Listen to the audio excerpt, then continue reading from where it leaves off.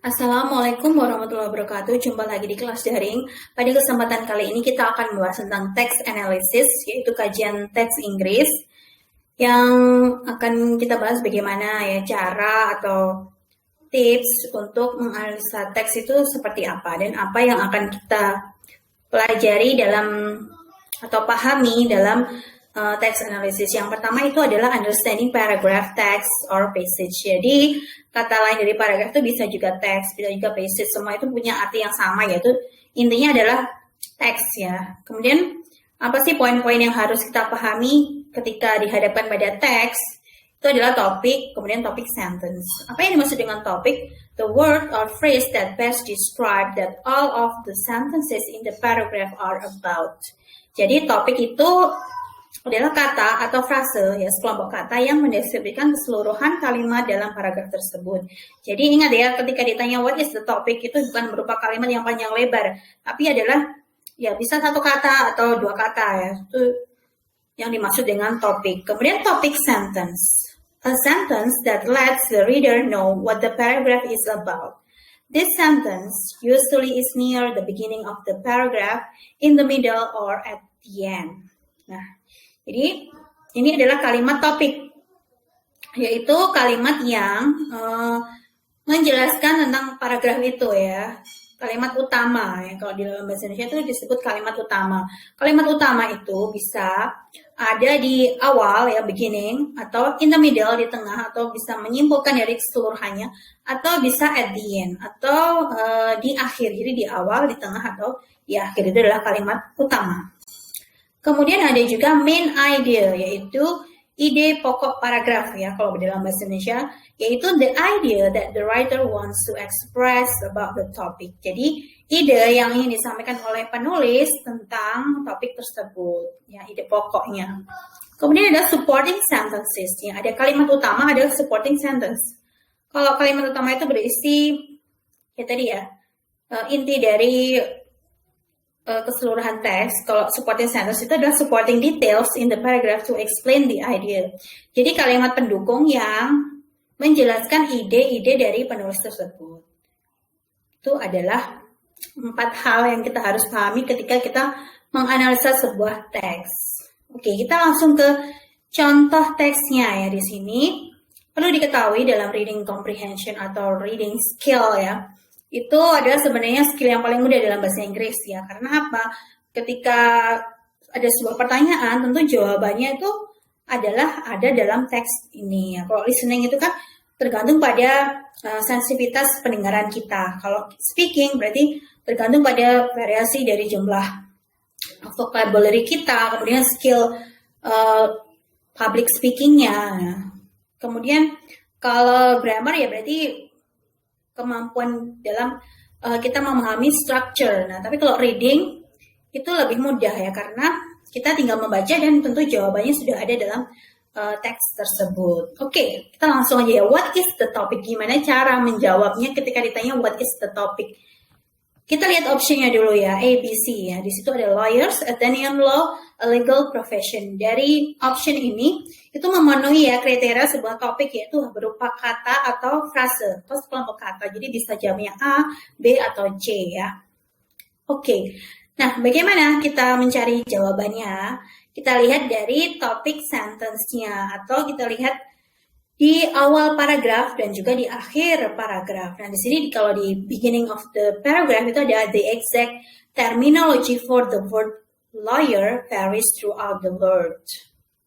Oke, jadi di sini kita dapat poinnya yaitu lawyer. Kemudian kita lihat kalimat terakhir, the earliest lawyers in ancient Rome around 200 BC received payment for their services when Emperor Claudius legalized the profession and lifted the ban. Nah, kita lihat poinnya di sini tentang apa ya? Sama ya, di sini ada kata lawyers disebutkan lagi. Nah, kalau di awal, di akhir disebutkan kata lawyers, ya tentu kita sebenarnya sudah tahu jawabannya adalah pasti yang E ya, lawyers, tentang pengacara ya topiknya. Lanjut, pertanyaan nomor 2, what is the main idea of the paragraph? Jadi, ide pokok paragraf. Ingat, ide pokok paragraf itu kita bisa mencarinya dari kalimat utama ya. Tadi kalimat utama bisa di awal, di tengah, atau di akhir. Nah, selain itu kita harus juga melihat optionnya di sini ya. A, various names given to lawyers, the earliest lawyers in ancient time, the history of lawyers as a legal profession. Oke, kita simpan. Kemudian kita lihat kalimat mana yang lebih tepat sebagai topic sentence, ya itu adalah kalimat terakhir ya di sini. The earliest lawyers in ancient Rome around 200 BC received payment for their services when Emperor Claudius legalized the profession and lifted the ban on fees. Nah, di sini kalau yang E, apakah dia mencerminkan jawaban ini? Ya, itu salah karena itu adalah yang kalimat pertama ya, bukan ya. Berarti antara option B atau C ya yang sesuai ya. Karena di sini ada ancient time sesuai di sini ya. Kemudian ada history, sejarah, berarti kan di waktu lampau. Tapi yang mana? Apakah yang B atau yang C yang lebih tepat? Iya, jawabannya yang lebih tepat adalah yang C ya. The history of lawyers as a legal profession. Jadi di sini ide pokok di sini ya, yaitu earliest lawyers in ancient Rome. Jadi awal mula pengacara di zaman Romawi kuno, yaitu menerima pembayaran atas jasa mereka ketika Raja Claudius itu melegalkan profesi ini dan menghapus larangan dari pembayaran tersebut. Jadi ini adalah sejarah pengacara sebagai profesi yang legal, ya, lebih tepat sih itu. Kalau yang B ini memang kata-katanya banyak yang hampir sama ya, cuman ini terlalu general ya, terlalu umum, belum mencerminkan isi dari pokok dari paragraf ini. Number 3, the exact what does the word names refer to? Nah, di dalam reading itu juga seringkali ditanya tentang reference. Reference itu kata names ini merujuk ke apa? Apa yang dimaksud dengan names ini? Nama-nama di sini siapa yang dimaksud? Itu adalah maksud dari reference itu ya. Biasanya berupa kata ganti ya, bisa subject pronouns, bisa complement pronouns ya. Misalkan kata it, he, kemudian him, its, himself gitu ya. Biasanya berupa seperti itu.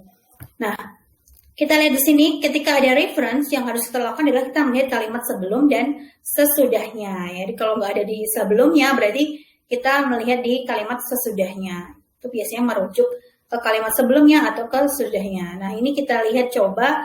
Names sini kita lihat kalimat sebelumnya yaitu attorney, counsel, barrister, or solicitor are all various names given to lawyers. Jadi sini artinya adalah bahwa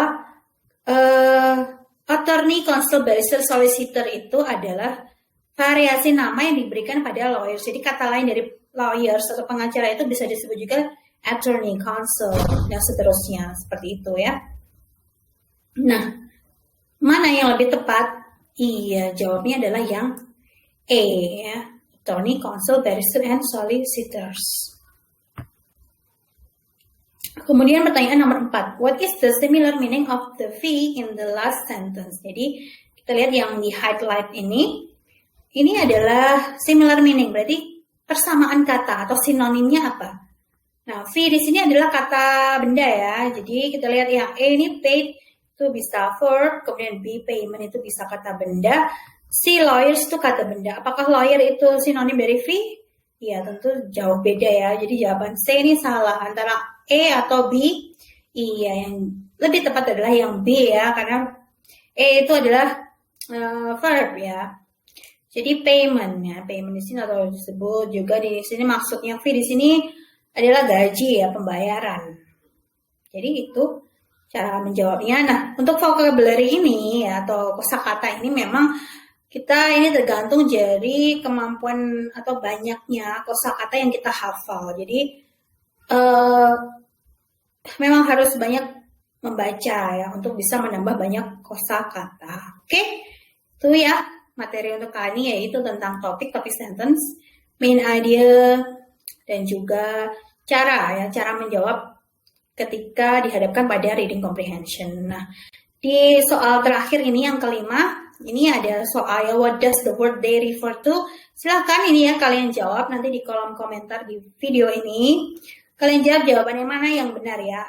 Kata they di sini refer to atau merujuk ke apa? Nah, sesuai dengan yang sudah saya sampaikan tadi, cara menjawabnya ketika ditanya reference itu adalah lihat kalimat sebelumnya atau lihat kalimat sesudahnya. Nah, silahkan kata they atau mereka ini dimaksudkan ke siapa ya?